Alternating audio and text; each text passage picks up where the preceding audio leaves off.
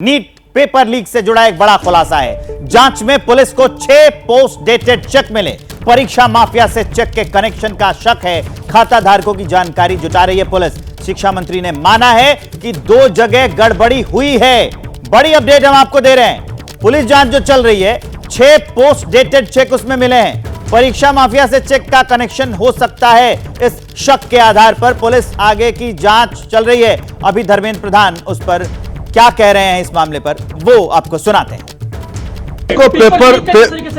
Paper leak की हमारे पास कोई जानकारी नहीं है। मैंने उस रीट पिटीशन को अनुध्यान कराया, कोई भी एक भी जगह पे प्रमाण नहीं है। 2 जगह पे कुछ गड़बड़ियों की भी ध्यान आई है। मैं छात्रों को और अभिभावकों को आश्वस्त करता हूं, उसको भी सरकार बड़े गंभीरता के साथ लिया है। तो अभी जो मैं आपको सुना रहा था वो 13 जून का बयान था धर्मेंद्र प्रधान शिक्षा मंत्री का। उसके बाद दूसरा जो बयान था वो 16 जून का बयान था, मतलब 3 दिन। एक में कहते हैं कि परीक्षा में गड़बड़ी नहीं हुई है, लीक के सबूत नहीं है। अभी कह रहे हैं कि 2 जगह पर गड़बड़ी हुई है। शशांक के पास लिए चलते हैं। पटना में उन्होंने कई खुलासे भी किए हैं। शशांक, मुझे बताइए 3 दिन में ये बयान कैसे बदल गए?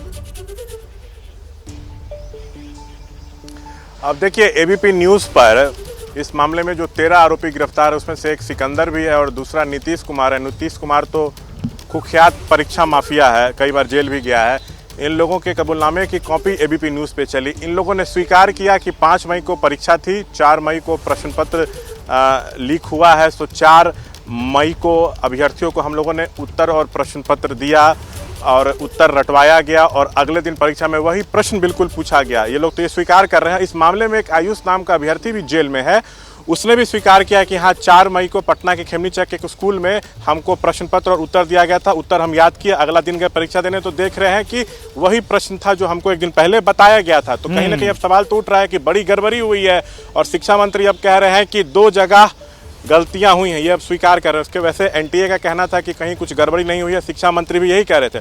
और आपको बता दें कि जले हुए प्रश्न पत्र मिले हैं ईओयू को, लेकिन अब तक एनटीए की तरफ से मूल प्रश्न पत्र नहीं भेजा गया है। इसलिए ईओयू जले हुए प्रश्न पत्र का एफएसएल जांच मिलान नहीं करा पा रही है। आखिर एनटीए क्यों नहीं भेज रहा है, ये एक बड़ा सवाल है। और आपको बता दें, ईओयू के अधिकारी बहुत तेजी से जांच कर रहे हैं और एनटीए की पूरी भूमिका शशांक सवालों के घेरे में है। वो अपने आप को ट्रांसपेरेंट संस्था बता रही है, लेकिन जो जमीन पर है, जो चीजें दिख रही हैं, जो तथ्य दिख रहे हैं, उससे साफ पता चलता है कि गड़बड़ी हुई है। और एक जगह पर नहीं हुई है, कई जगहों पर हुई है। पहले तो एक जगह भी नहीं मान रहे थे, अब तो 2 जगह कम से कम मानने लगे हैं।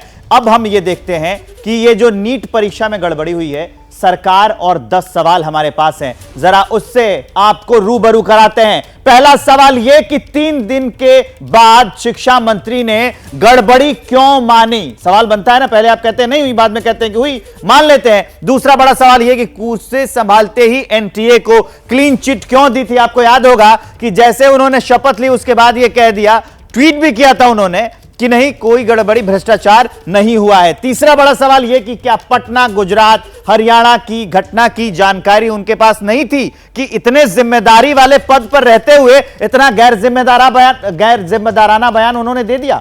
चौथा बड़ा सवाल यह है कि देश के 24 लाख भविष्य के साथ कौन खिलवाड़ कर रहा है, कौन पेपर लीक कर रहा है, बच्चों के मेहनत के साथ खिलवाड़ कर रहा है। बिहार में पोस्ट डेटेड चेक का परीक्षा माफिया से क्या कनेक्शन है? जो चेक मिले हैं, जो जांच चल रही है, अभी उसका क्या कनेक्शन है उस परीक्षा माफिया से? छठा बड़ा सवाल यह है कि क्या पटना में 30 से 32 लाख रुपए में नीट पेपर लीक नहीं हुआ था? जो एफआईआर में बात सामने आई है, जो लिखित में है, सब कुछ कबूलनामे में है कि 30 से 32 लाख, एक तो 40 लाख में भी डील हुई थी। सातवां बड़ा सवाल यह है कि क्या गोधरा में लाखों रुपए लेकर 27 बच्चों की ओएमआर शीट नहीं भरी गई थी? यह भी सवाल बनता है। और 8वां बड़ा सवाल यह कि क्या झज्जर में एक साथ 6 बच्चों को जानबूझकर टॉप नहीं करवाया गया? 720 में 720 सभी बच्चों का? क्या पटना, गोधरा, झज्जर जैसी देश में कुछ और शहर में धांधली संभव नहीं है? यह बात तो वो है ना जो सामने आई है, पब्लिक डोमेन में आ गई है, एफआईआर में आ गई है, हम आप उसकी चर्चा कर रहे हैं। लेकिन पता नहीं कितने केसेस होंगे जो अभी तक आए ही नहीं होंगे। क्या सिर्फ 1563 बच्चों के दोबारा एग्जाम से धांधली के दाग धुल जाएंगे? वो जो कह रहे हैं ना कि ग्रेस मार्क्स दिए थे, इन पूरे सवालों में एक संस्था एनटीए, नेशनल टेस्टिंग एजेंसी, ये ही सवालों के घेरे में है।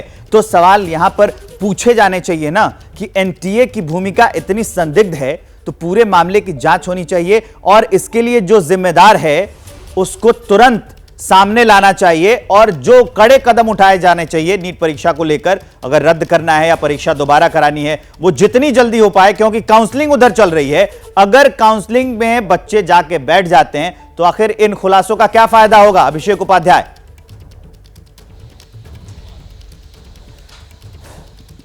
देखिए, सबसे अहम बात यही है जो भी आप कह रहे हैं कि पहले एक और ये कहा गया कि परीक्षा में कोई गड़बड़ी नहीं है, शिक्षा मंत्री की ओर से कहा गया, और जबकि गुजरात से, जबकि बिहार से लगातार इस तरह की बातें सामने आती रही, सबूत सामने आते रहे और बिहार पुलिस ने तो बाकायदा इस बात को माना, वो इस्टेब्लिश भी हुआ और उसके बाद शिक्षा मंत्री को ये कहना पड़ा कि हम गंभीरता से जाँच कर रहे हैं और किसी भी दोषी को छोड़ेंगे नहीं।